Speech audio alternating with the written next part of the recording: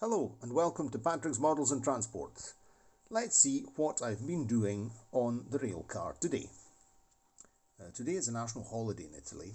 It's the 25th of April. It's the Festa della Liberazione, or the Day of Liberation. Commemorates the liberation of the country at the end of World War II, so the 25th of April 1945.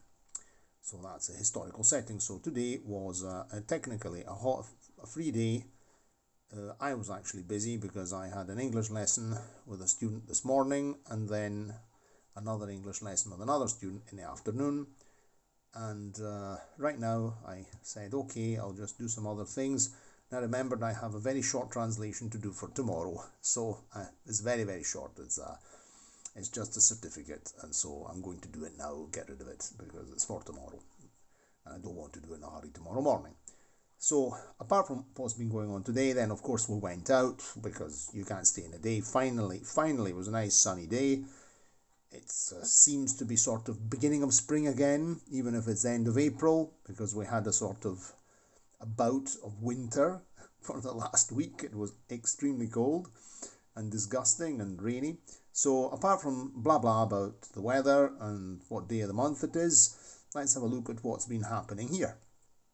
So, I cut out the windows of this side, the other, let's say the other side of the bodywork, the other part, and I cut out. You can see I cut out the windows.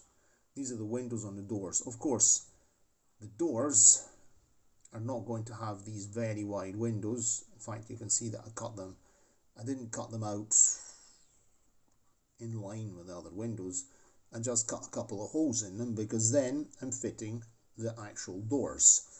I've cut out the door. The doors are in 0.30 thickness styrene, which makes it much easier to cut and much easier to cut these very narrow windows with the oval top. So last night I cut these out using the cutter. Of course, there it is. Because I was thinking to actually punch the round tops and bottoms of the windows out using the tool for punching holes in leather belts, which is very, very useful for modeling. But I couldn't find it because I used to keep it here beside the desk on top of a pile of rubbish here beside me. But then I tidied some things up and I put it in an intelligent place. I couldn't remember the intelligent place last night, and then this morning I noticed that the intelligent place was in the cupboard, which so definitely was an intelligent place. I suppose it happens to you as well, to mislay things after putting them in the proper place. So I just cut it out last night. I cut it out by hand, and then I filed them down. They might require a little bit of improvement, or might have another go at filing them. But probably by the time we paint them and we touch them up with black paint at the sides to imitate the window rubbers, they won't be noticeable. So I will cut out the other ones using that other technique, and we'll actually do it together on camera. That way we see how it's done. So what will happen on this other, on the one I cut out today, I've already fitted the ribs. You can see I already also cut the grooves of the luggage compartment roller blind. I don't know. Yes, if I put it like this, you can see the three-dimensional effect there, and I've also done the same job for the cab door here. You can see that there's a sort of three-dimensional because I sort of made an incision, some incisions to replicate an opening door, the same as on the other one. And here you can see that I glued, because of course this part here has been added underneath, and to cover, not to have I could have even just made the oval windows in here, made the grooves, etc., but it would have been this nasty line here, and that wouldn't have looked nice. And so we have a more three-dimensional effect on the doors. I will paint the doors in a contrasting color, and now we'll talk about the livery as well now in this video. So as you can see here, I will eventually cut the doors. I cut out, here's the doors, righto, that's them, but they won't be fitted on. They'll be, actually I have to cut these here, so divide them, you know, one door and the other door, and then these will be these will be glued on like that. Of course they'll be spaced, and the windows will be exactly in line with these, with the cutouts at the back. You see, exactly like on this one. As you can see, that's the effect. So when I eventually get everything painted, I'll be putting the transparent styrene glued at the back for the windows, and I'm a bit undecided whether to cut two small bits and just paste them directly inside these recesses here, directly onto the door, or just put a single strip at the back and then there'll be a bit more space. I don't know. We'll see what's more convenient. Usually I always have some small clippings, so I could recycle some small clippings to actually fit glazing flush with the door windows, and then do separate glazing strips for the other windows. So glazing strip here, and two small cutouts, clippings glued in here, you know, but we'll see what to do anyway when we get there. Regarding the livery, I've been looking at various rail cars of all types, and I have the fancy for a blue and sort of off-white colour scheme, a sort of ivory. I have a Vallejo ivory kind of colour, which is a sort of bone colour, which would be quite nice, very similar to that sort of ivory of the French rail cars, which are red and ivory, the famous Picasso, for example. And underneath, I thought about red, but this rail car will have a red buffer bar in Italian style. I like the red buffer bar. So I'm going to paint the main bodywork a dark blue. I'm pretty sure I have a dark blue. I think I have a dark blue. I have to check, because I have some of the paints are here, you can see, and other paints are in a tin up there, in the Walker's shortbread tin.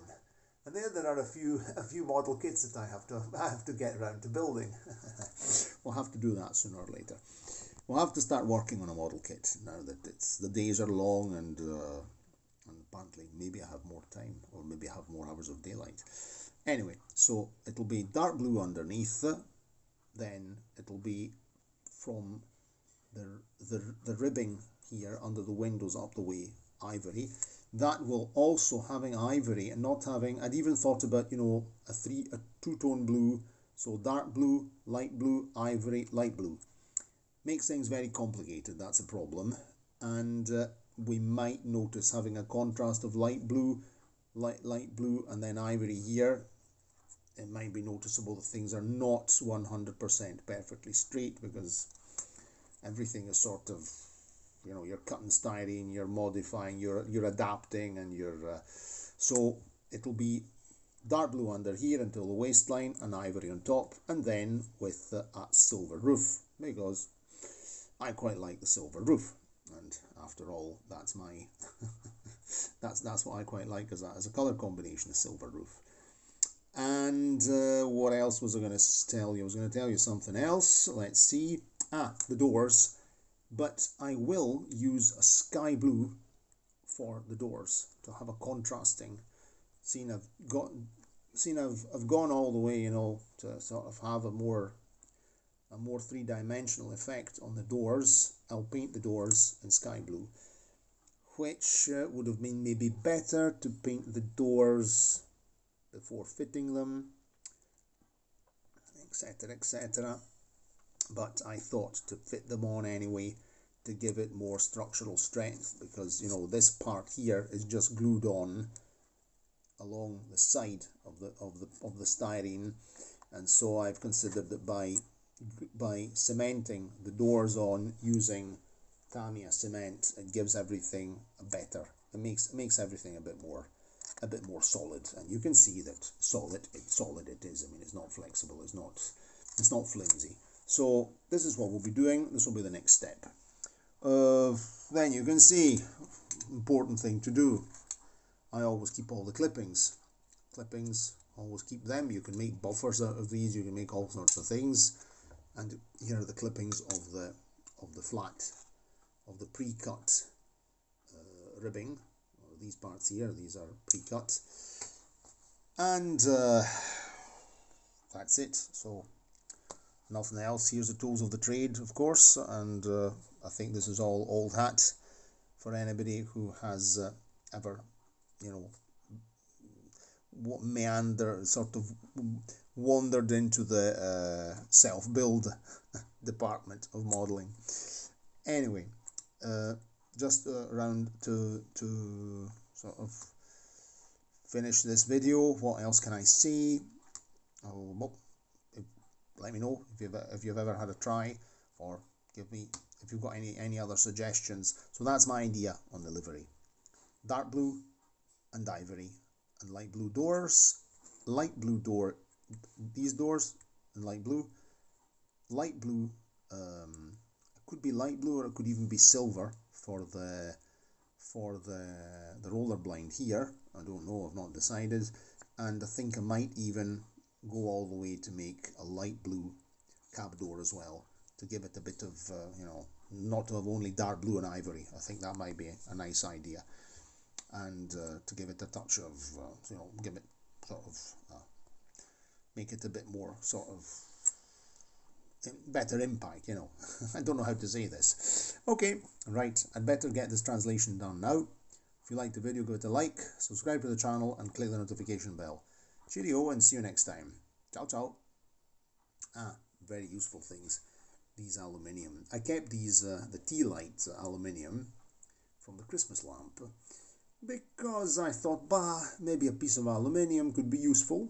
True. So this is a good source of aluminium. If you need some aluminium for a model, you can cut this. And at the moment they're doubling up as vessels to put stuff inside, and so if I ever need a bit of aluminium for something, this is very good stuff. This is excellent material, and cut it with the scissors. So never throw anything away, it could always be useful. Cheerio again. Ciao, ciao.